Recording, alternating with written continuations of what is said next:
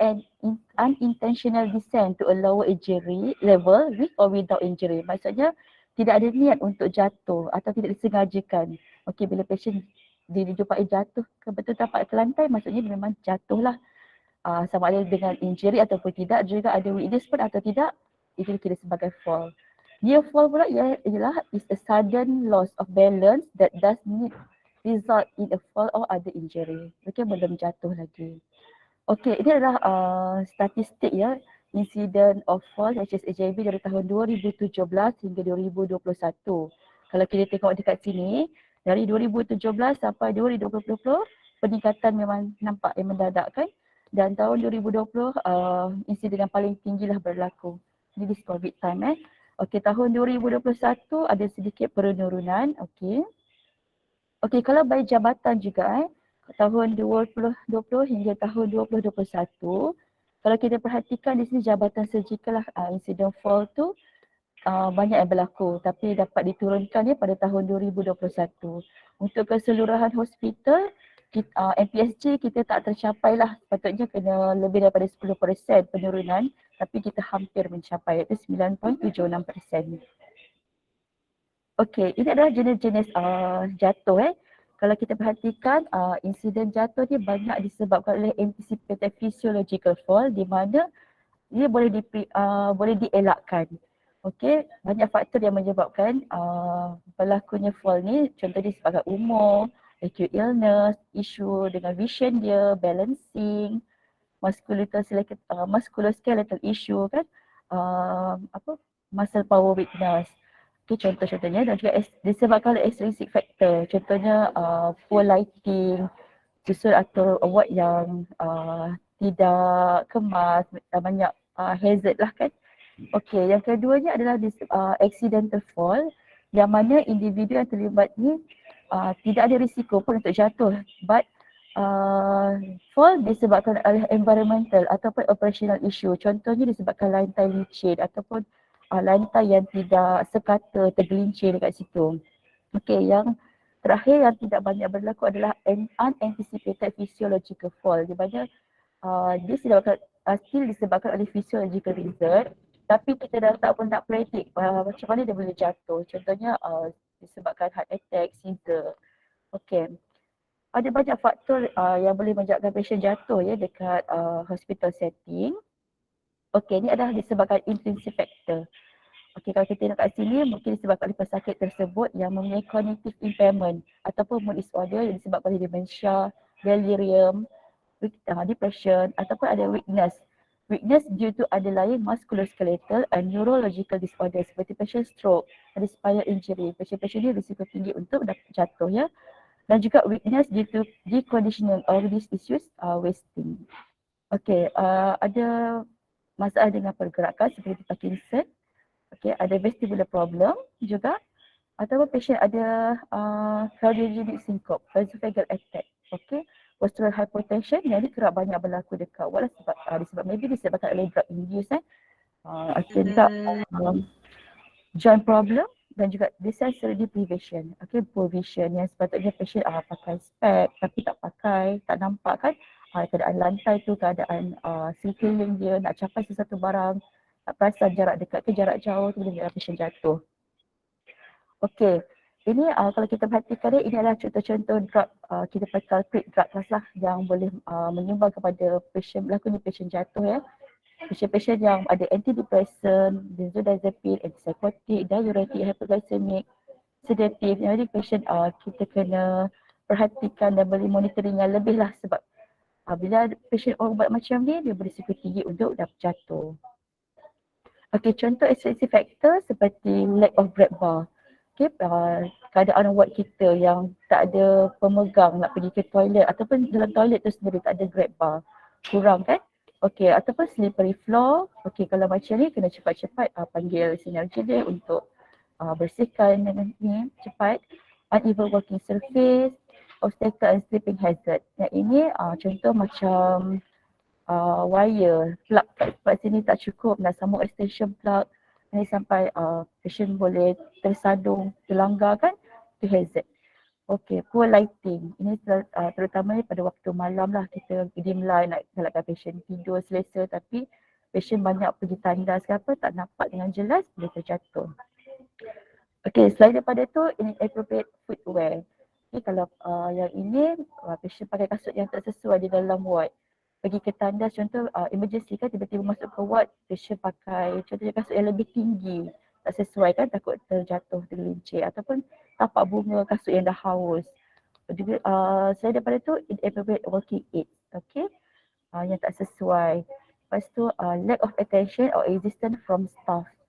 Okay, yang ini yang sepatutnya kita beri attention ataupun kita tak offer bantuan kan pada pesakit. Okay, pesakit pun pergi sendiri. Dia rasa dia mampu untuk bergerak sendiri. Jadi, dia berisiko untuk jatuh. Okay. Ada lain, improper use assistive device ataupun assistive device kita tak cukup dekat dalam ward. Contohnya working frame kan, tak ada. Jadi, mungkin perkara-perkara ni boleh dilihat lah. Okay, kenapa fall ni dimasukkan dalam MPSG yang kelima? National Patient Safety Goal. Sebab tujuannya adalah untuk menurunkan kadar insiden jatuh di kalangan pesakit dan juga nak menurunkan severity of falls tu. Okay, dan juga nak improve environmental safety. Okay, daripada kalau ada insiden kita kan akan buat laporan, kita akan selidik apakah punca-puncanya, daripada situ kita boleh improve apakah isu environmental yang menyebabkan patient jatuh. So kita dapat buat penambahbaikan. Juga untuk enhance staff knowledge lah. Sebab kalau sebelum ni patient tak berapa, staff kita tak berapa aware, tak ada awareness tu kurang sikit terhadap patient jatuh. Jadi bila ada insiden fall, bila kita ada macam ni buat pelaporan, ada penambahbaikan, jadi kita more alert. Okay? Dan juga untuk improve patient confidence terhadap servis yang kita berikan di hospital ini. Patient rasa selamat kalau ada dekat sini. Okey, selain daripada itu, apakah implikasinya pada fall bila pesakit jatuh? Boleh menyebabkan injury. Either one, injury yang mild or more, daripada boleh death kan? Okey, cuba bila dah ada injury, dia boleh meningkatkan length of stay. Di hospital, psychological juga boleh terancam lah dekat dia. Sebab kalau lama sangat duduk kat hospital, jadi depression. Dan juga dia akan menurunkan quality of life dia. Begitu juga implikasi fall ni juga akan meningkatkan cost financial burden pada hospital kita. Contohnya patient yang dapat total injury kan, pakai traction. So lama dekat ward, then lama-lama maybe boleh develop bed sore and then treatment dia lain. Bila dah bed sore, kalau makin teruk dapat sepsis. So kena start antibiotik yang lebih tinggi. Jadi takut dia meningkatkan kos-kos hospital ni. Dan juga meningkatkan mortality rate. Untuk nursing pula, kita nak memastikan nurses kita memberikan tahap yang optimum dalam penjagaan pesakit. Yeah? Okey, ini adalah dalam MPSG, fall ni adalah goal number 5, KPI number 7, kita kira rate of patient fall. Dia adalah technical specification di mana inclusion criteria dia case of unintentional patient fall. Okay, yang tak ada niat, tak sengaja jatuh. Dan juga exclusion criteria dia untuk patient yang suicidal attempt, kita tak ambil kira sebagai kita punya data ataupun insiden kita fall. Dan juga fall yang disebabkan oleh event seperti seizure, loss of consciousness, cardiac arrest, kita ambil kira. Dan juga non-injurious developmental fall among infant and toddler. Yang ini contohnya kanak-kanak yang baru mula belajar berjalan jatuh, itu kita tak kira lah. Okey, untuk target fall kita target untuk inpatient kalau untuk yang lama more than 10% reduction from previous year, tapi this year kita start inpatient kurang daripada 5. Untuk outpatient kurang daripada atau bersamaan dengan 5%. Okey, cara nak kira dia untuk incident fall, untuk inpatient kita ambil insiden. Contoh dalam 1 bulan tu ada insiden fall contoh 1. Okey, itu numerator. So kita bahagikan denominator adalah jumlah pesakit setiap 12 midnight. Senang kira 12 midnight untuk 1 bulan tu berapa banyak dia kita totalkan. kemudian kita akan darabkan dengan 1000. Untuk daycare patient tak masuk dalam inpatient ya. So tapi patient yang masuk ke ward masuk dan keluar pada hari yang sama dikira sebagai inpatient tu.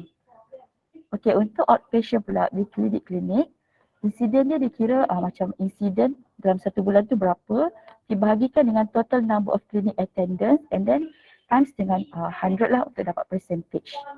Okey. Okey, untuk bahagian nursing pula untuk standard National Nursing Indicator Approach, compliance rate adalah lebih rendah lah daripada NPSG iaitu 4. Kita akan kekalkan 4 sama seperti tahun-tahun lepas. Okey, ini adalah strategi bagaimana untuk mengurangkan insiden jatuh di kalangan pesakit DHSA ni. Okey, yang pertama kita standardkan risk assessment. Okey, for risk assessment tu yang kita gunakan untuk adult kita gunakan MOS 4 scale. Untuk pediatrik pula kita gunakan Humpty Dumpty 4 scale. Okey, semua risk assessment tools ni dia memberi maklumat lah pada kita untuk kategorikan patient-patient kita ni sama ada di dalam kategori low risk, moderate risk ataupun higher risk. So intervention kita akan lebih spesifik lah untuk kita dah kategorikan pesakit-pesakit ni. Okey, bila kita nak buat assessment ni, okey, patient-patient yang masuk ke ward dan juga ada pun transfer daripada unit lain. Contohnya admission daripada ED masuk ke ward Dahlia 4. Kita buat assessment fall. And then daripada Dahlia 4 tiba-tiba intubated, dia masuk pula ke ICU. So di ICU pun dia kena buat assessment fall juga. Okey. Yang keduanya daily reassessment. Untuk setiap hari, biasanya kita buat kat shift pagi lah. Kita akan buat daily risk assessment dan juga selepas fall incident perlu buat scoring semula, assessment semula dan juga bila patient condition dia berubah. Okey. Okey, untuk adult kita ada 6 faktor, 6 yang akan kita assess lah, iaitu history of falling, secondary diagnosis dia, ambulatory aid dia, patient guna alat bantuan pergerakan, patient ada IV therapy atau IV device, gate cara dia berjalan dan juga bagaimana mental status dia. Okay. Untuk patient yang unconscious, yang terventilated, yang sedated, okay, automatically kita akan riskkan dia sebagai low risk. Sebab dan juga kerana patient yang lagi banyak bergerak, risiko jatuh adalah lagi tinggi compared patient yang memang tak bergerak langsung kan. Jadi dia akan automatik akan jadi low risk untuk unconscious patient. Okey, ini adalah borang daily most for scale assessment chart.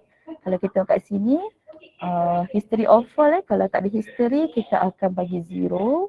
Kalau ada history of fall, kita akan buat ini immediate or past 3 months lah untuk jatuh tu. Kita bagi scoring 25. Untuk secondary diagnosis, kalau ada lebih daripada 2 active medical diagnosis, kita akan score dengan 15. Okey. Dan seterusnya kita akan ikut yang dia punya scoring yang diberilah.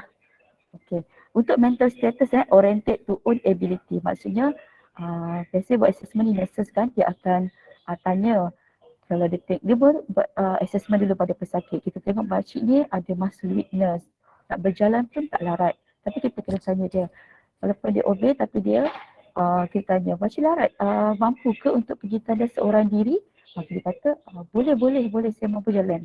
Okey, tapi sebenarnya itu adalah overestimate. So kita akan assign dia sebagai 15.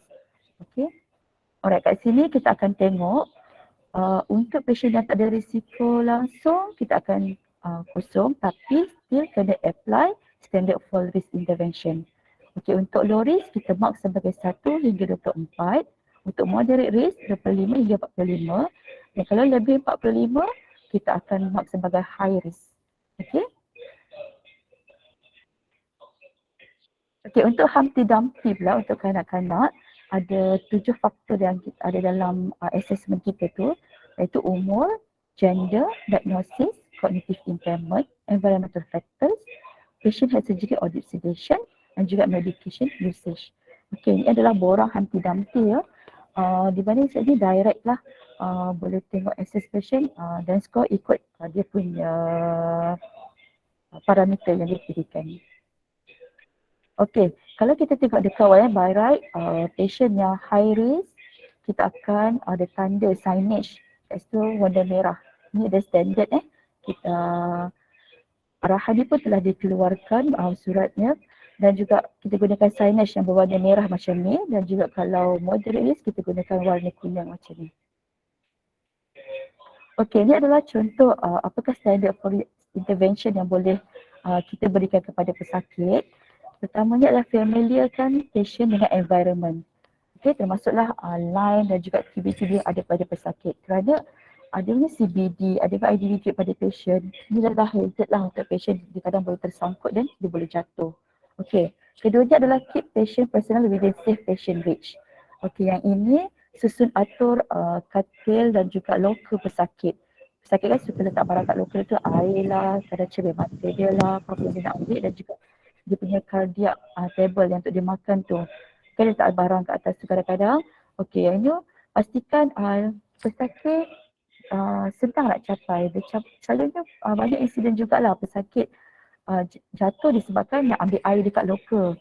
Okey, mengesok and then tak capai, tiba-tiba terjatuh. Okey, so yang ni tanggungjawab lah nurses kita ataupun PPK mana-mana healthcare staff lah kan. Kalau nampak patient terlalu jauh, kita dekatkanlah dengan pesakit. Okay. Please bed lowest position. Untuk katil yang boleh dilaraskan, letakkanlah yang paling rendah ataupun standard yang patient boleh capai kaki di dekat lantai. Okay. Kalau patient yang tak boleh, memang katil yang memang tinggi tak boleh nak laras tu, kita tak boleh buat apa, tapi mungkin kita boleh buat permohonan katil-katil baru kan.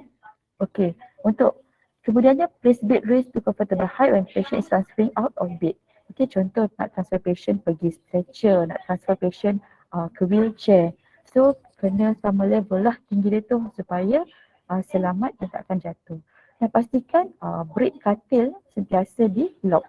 Okay, kalau mana katil-katil yang tak boleh di lock, kita akan notify dan juga kita boleh report pada pihak Medibus untuk perbetulkannya.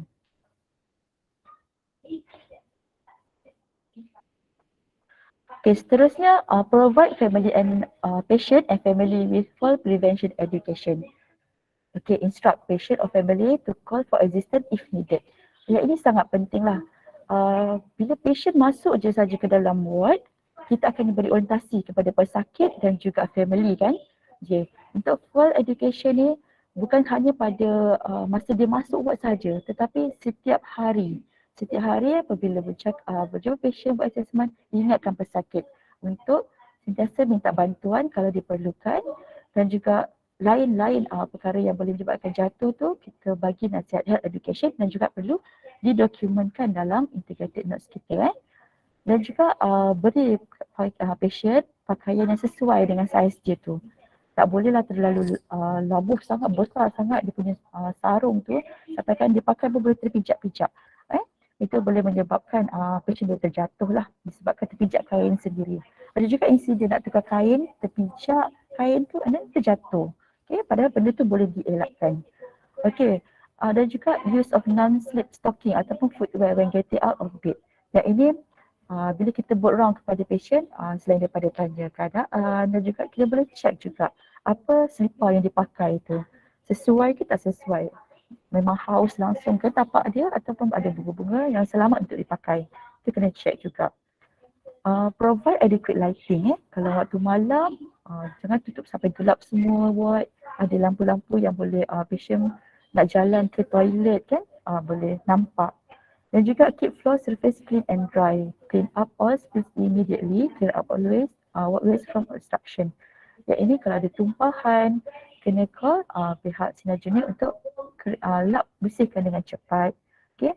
Susun atur berabut dalam ward, tubing, wire, inilah anything peralatan perlu disusun dengan kemas supaya ada laluan yang selamat untuk dilalui oleh pesakit. Dan juga staff jugalah, kalau berterabur bersepah, susun atur tak betul, kita pun susah nak buat kerja dan bertelanggar ini boleh terjatuh. Okay. Assess for contributing factor untuk macam impaired vision, hearing, delirium, okay. Patient yang ada masalah mata, okay. Kalau tu raba tak nampak, kalau dia kat ward, kalau kena pakai spek tak ada bawa, sudah family bawa kan dia punya cermin mata, okay. Patient-patient delirium contohnya dekat ICU, patient ni risiko untuk jatuh adalah tinggi. Jadi kena sentiasa oriented patient dia dekat mana dan juga untuk jaga keselamatan dia. Okey, ini adalah penting communicate atau passing over patient at risk status during shift report and other unit or department. Okey, ini perlu. Sebabnya identify kan, kita dah buat assessment, kita identify patient mana yang high risk, moderate risk, and then setiap kali passing over antara rakan sekerja perlu mention lah patient sekian berapa jenis status risiko jatuh dia apa tinggi. So kena monitoring berhati-hati lebih sikit. Okay, evaluate side effect of medication that may increase risk of falling. So contohnya seperti hypertensive, sedation. Kena selalu postural hypertension, selalu patient macam tu. Okay, sometimes yang tu health education lah, kita kena bagi tahu patient. Okay, masa nak bangun kena duduk dulu. And then dah okay, rasa okay baru boleh berdiri. Jangan daripada bangun terus berdiri, itu akan menyebabkan patient jatuh. Okay. So daripada medication contohnya macam blood result patient, kita patient anemia yang HB memang low 4, 5. Kadang sometimes patient-patient macam ni pun boleh jatuh juga, risiko jatuh HB kan. Okay, kemudian assist in toileting, offer patient. Okay, buat round and then tanya patient lah, kena beramal masa sikit apa sakit lah. Kita tanya nak ada pergi toilet ke, nak bantuan ke. Okay, and then assess pain dia. Okay, kalau patient rasa sakit tapi jalan juga and then tiba-tiba sakit nak jatuh. Okay, tu kena treat dia punya sakit.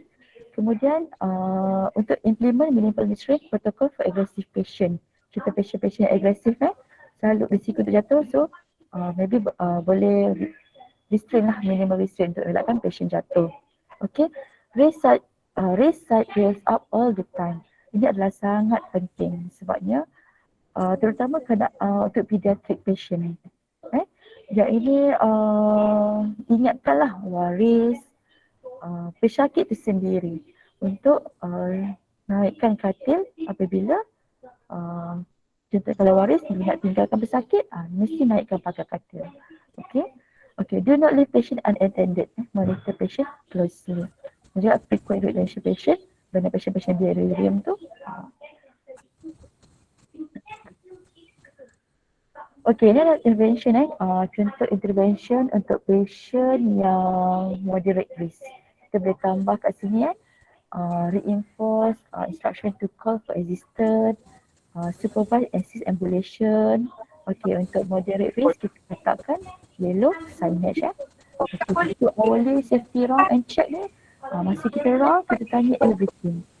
Offer nak bantuan pergi toilet, kita check katil tu kita lock ke tidak. Okay, check lah slipper patient, check locker barang-barang patient dalam capaian dia ke tidak. Contohnya.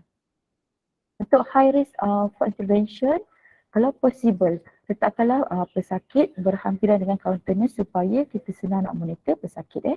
Check patient at least hourly and maintain close supervision. Okay, jadi kalau patient berkatil, mesti kena naikkan pakar dia. Okay, reinforce education to the patient and caregiver to on measure ke prevention. Okay, hari-hari bagi education pun tak apa supaya patient dan juga waris akan ingat. Okay, assist patient in all the time. Okay, bantu. Okay, juga put red signage ataupun wristband kita pakai warna merah untuk patient yang high risk for falling.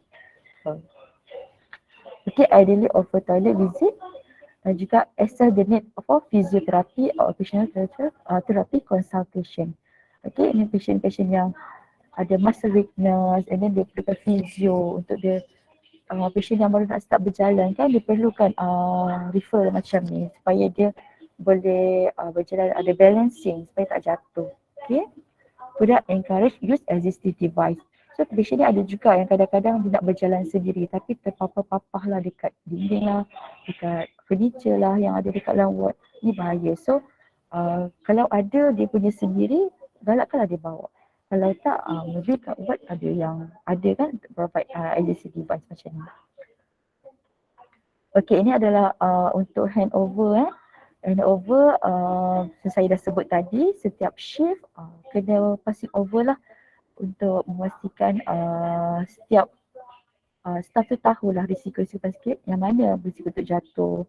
Okay, yang lebih tinggi ke, moderate ke, low ke, okay. Okay, apa nak buat kalau patient dekat ward tu jatuh? Okay, ini adalah flowchart yang sepatutnya kita ikut. Kalau ada, tengok kalau patient jatuh, tengok ada injury ke tak ada injury. Check patient thoroughly and then kalau tak ada injury, assess patient condition. Record all the vital signs, BP including postural BP. Okay, notify doktor, nursing sister and juga dia punya waris caregiver. Initiate assessment and intervention for contributing intrinsic and extrinsic causes of fall. Kita investigate lah kenapa dia berjatuh macam ni dan juga penambahbaikan. Kalau ada info fit team fall fit team ni inform juga supaya mereka dapat buat intervention lah untuk prevent insiden akan datang. Dan juga patient-patient yang jatuh ni kena close monitoring for complication dalam tempoh 24 jam. Okay, kalau kita tengok patient ada injury, okay, assess level injury dia and treat accordingly. Tengoklah dia punya tu ada mild ke, moderate ke, severe ke, okay. Dan juga kena ambil vital sign dia, okay, inform doktor, inform sister, inform dia punya family members dan juga initiate assessment and intervention dan juga inform fit team kalau ada dan juga monitor closely for complication dalam tempoh 24 jam. And then kita buat documentation and upkan borang incident reporting. Okay.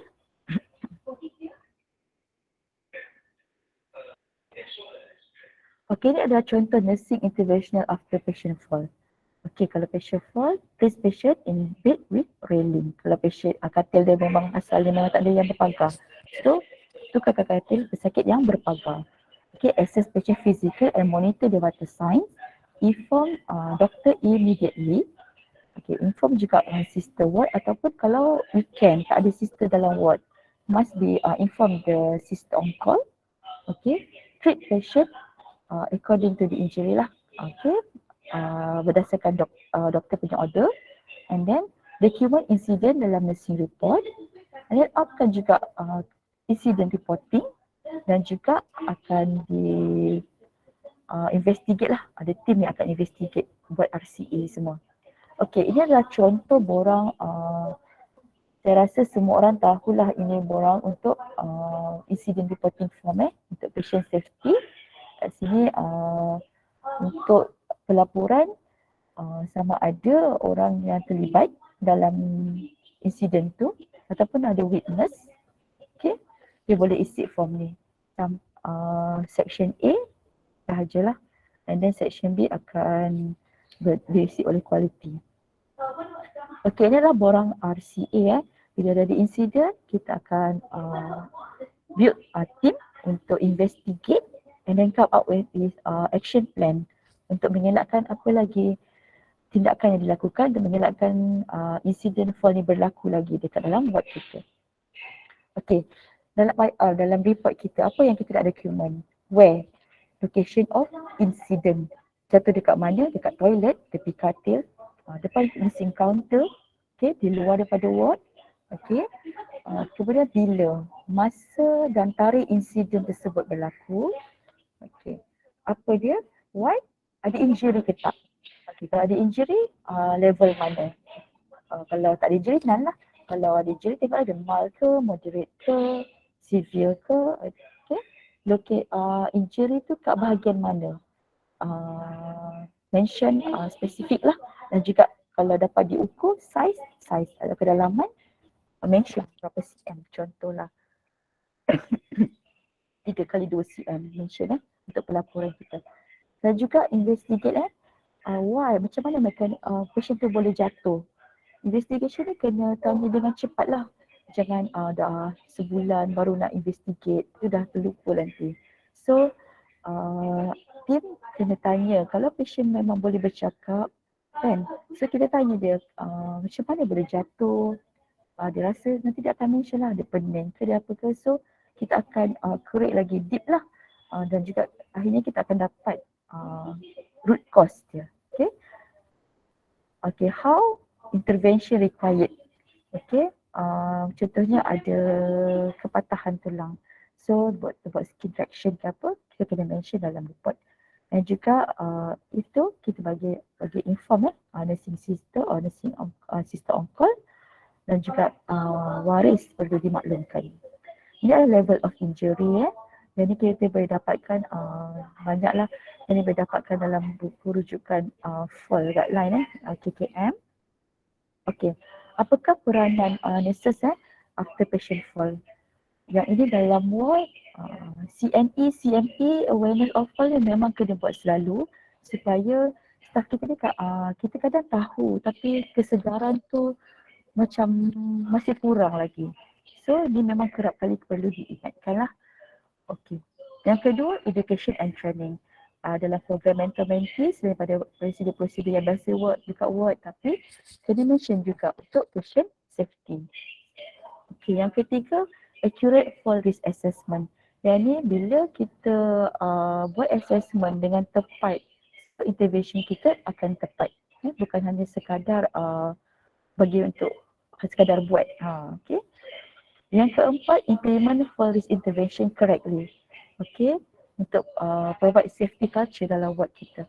Okay, dan juga during orientation and health education, kita perlu selalu bagi health education ni selalu bagi pada pesakit dan juga caregiver dia fall prevention. Okay, tak duduk kat dalam ward, kena bagi tahu selalu ingatkan pesakit dan juga waris pesakit bagaimana nak elakkan jatuh di ward. Okay, sebelum saya akhir, ini adalah message yang saya nak sampaikan kalau untuk nurses semua kena buat assessment dengan tepat supaya dapat implement correct intervention. Okay, keep updating good communication between peer and patient. Okay, selalulah berkomunikasi dengan pesakit, dengan untuk nak bagi health education dan juga untuk kawan-kawan kita bukan hanya setakat nurses dengan nurses, maybe boleh info juga dekat doktor, farmasis, kita kerjakan satu team, untuk komunikasi ni. Always remind and give health education kat family and patient. Always take a step forward for patient safety. Contohnya lah, patient ada antihypertensive. Bila hypertensive, maybe BP drop. Maybe patient boleh jadi dizziness. So, saya sebagai orang yang menjaga pesakit ni perlu berfikir lebih jauh sikit lah. Kalau dia patient ni ada risiko nak jatuh. So, also toileting, bantu ADL je. Okay, contohlah. Okay, safety is everyone business. Let us all work together in the spirit of teamwork and aim to make our healthcare system as safety. Itu sahaja daripada saya. Terima kasih.